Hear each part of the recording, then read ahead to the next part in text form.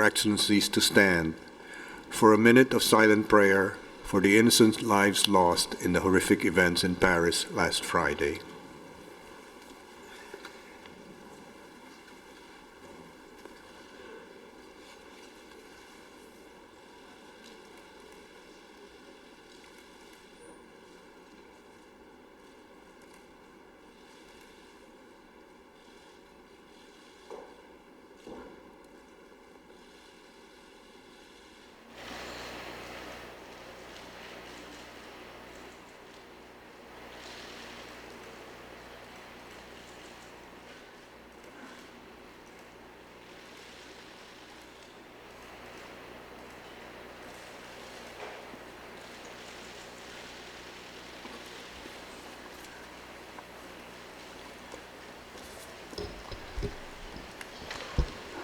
I thank you.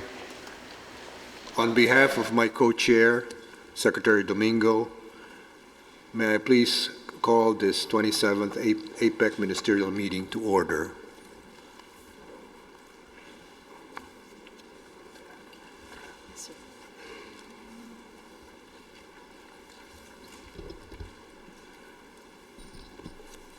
Excellencies and colleagues, it is my pleasure to welcome all of you to the 27th APEC Ministerial meeting in Manila.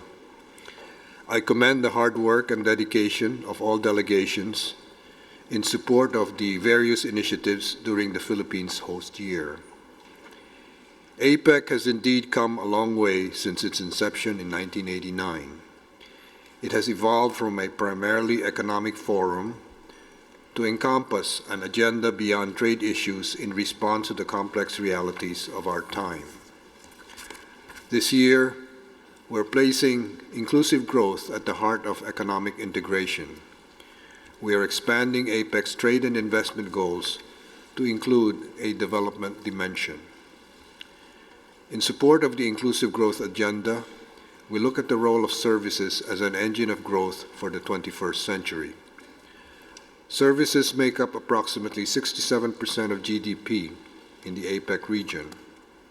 Trade and investment in services sectors, such as manufacturing-related services, professional services, internet and ICT-based services, and tourism, have a huge multiplier effect and can alleviate poverty through jobs and incomes.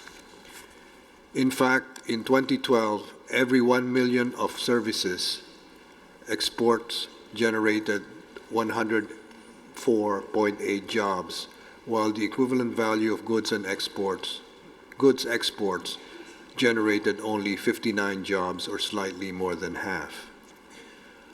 To nurture the unique relationship between trade and development, the Philippines is introducing the APEC strategy for strengthening quality growth this year.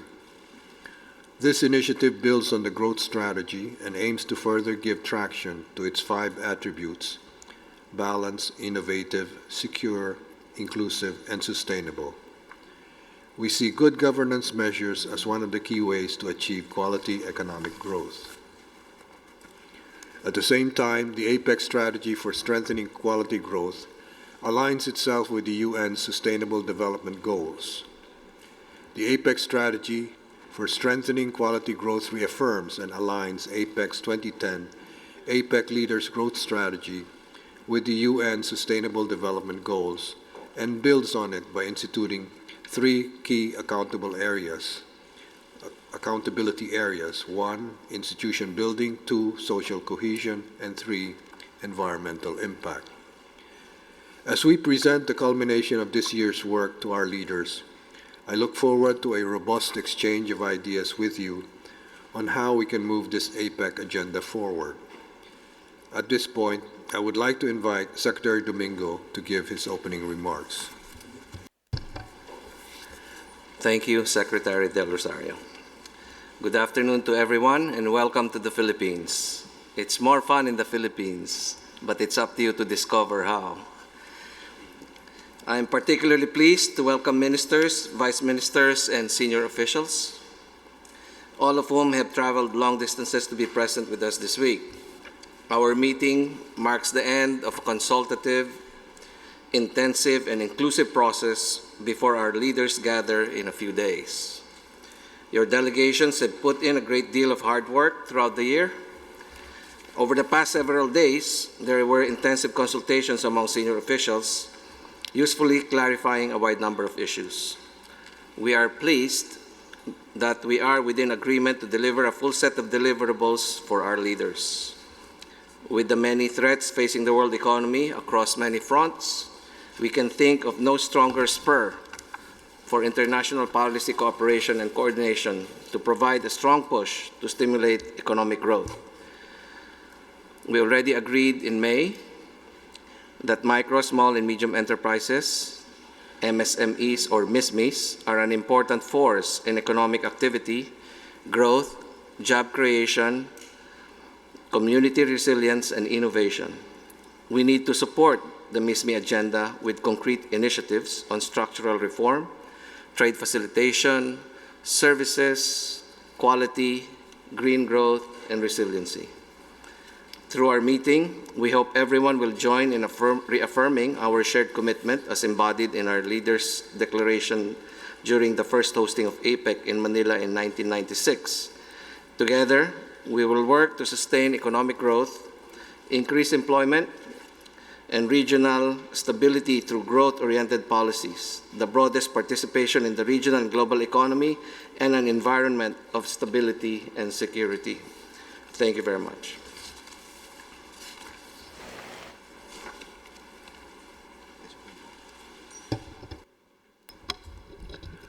We would like to inform you of the business arrangement for this meeting. At this point, may we invite members of the media to please move out of the meeting venue. Thank you.